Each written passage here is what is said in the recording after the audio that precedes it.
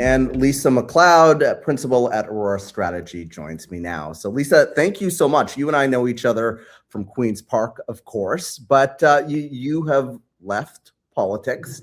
Tell me a little bit about what you are doing right now in your path to get where you are today.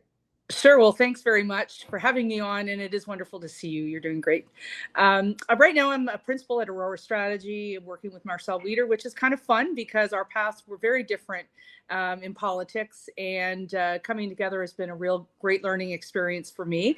I've also started my own tourism, culture, and sport and heritage consultancy called Secret Strategy, and recently launched a magazine for women over the age of 50, and it's called North of 50. And so it's been a real experience. It's been fun. And some days I go back on my old skill set as a politician to really understand how to bring people together and how to organize. And so it's been a real journey, but it's been an exciting one. That's amazing. And you had a very long career in politics.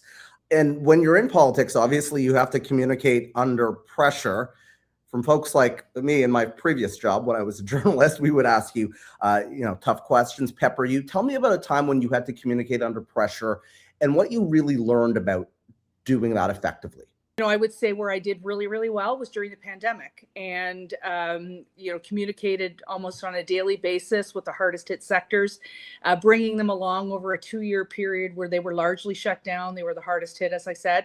And I think the toughest for me was when I was a Minister of Children, and it was a lot of tough policies. The government had a strict agenda of things that they wanted to achieve, and I had to carry the water for that. And it was, being a mother myself and somebody who wears my heart on my sleeve, it was very tough to make some of those decisions. And so I think building up your resilience and making sure you're tough mentally is key to communicating under pressure. Well, so let me just pick up on that, because I do remember when you were in that portfolio, and I was doing an interview with you, asking you some pretty tough questions. Yeah, you were mean to me. I was kind of. I'm just joking. But we're still friends. You were doing your job. I was doing my job. You were doing yours. But for leaders, when a crisis hits, what separates effective leaders from ineffective ones in high pressure moments? I think it's honesty. You can't tell people what they want to hear. You have to tell them the truth. And sometimes they don't like the truth, and that's unpopular. But you still have an obligation to be authentic.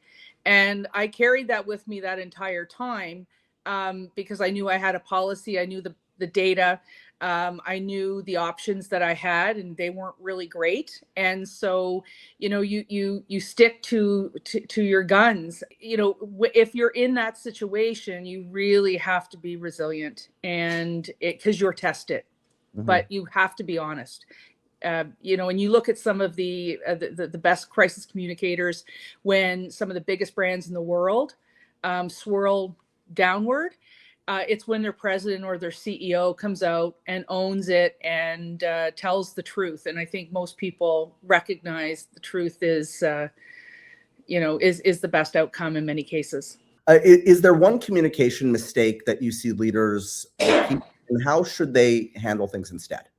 I think it is not being briefed. I think that you need to know your file. I prided myself on always being well briefed and keeping my my files up to date. And I think that if you're not aware of what you're expected to communicate or what you're expected to deliver, no one's going to believe you. And I think that you have to have those relationships built on, again, going back to trust. And people have to be able to trust that you know what you're talking about. I gather that you weren't media trained later on in your career, but did you go through media training, and how did that help? Yeah, I think so we used to, in opposition, there was always sort of a requirement for us to do it on a yearly basis.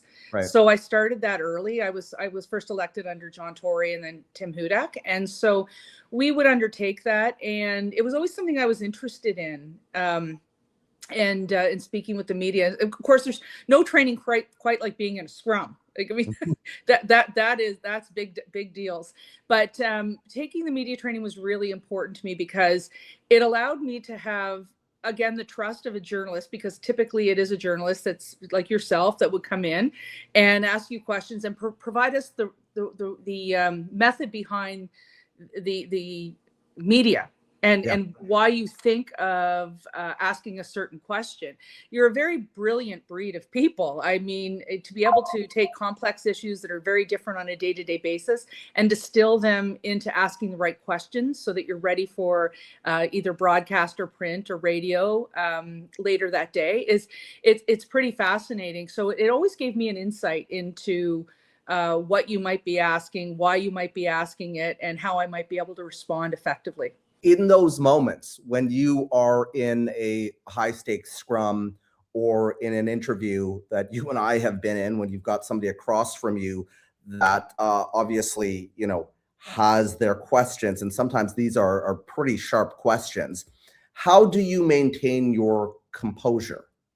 Yeah, and I think that's part of the training and experience is you learn that this is part of your job, but it's one part of your job, and that you are, as a media personality, expected to do a job. I'm expected to do a job, and 15 minutes after that scrum, we're going to be on to another issue.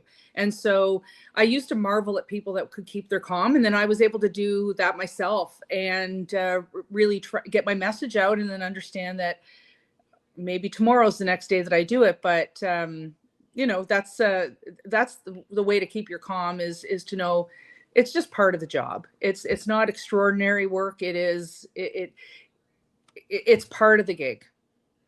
And part of the work that we do here at Westbridge is training those in leadership positions and also those coming into a position of leading a team. What's one piece of advice that you would give leaders? Be authentic, be vulnerable, and share that you care. Okay. Lisa MacLeod, principal at Aurora Strategy. Thank you. Thank you very much, Travis. Thanks for watching this video. If you liked it, please make sure to subscribe to this channel for more, or visit westbridgestrategies.com for more information on our organization.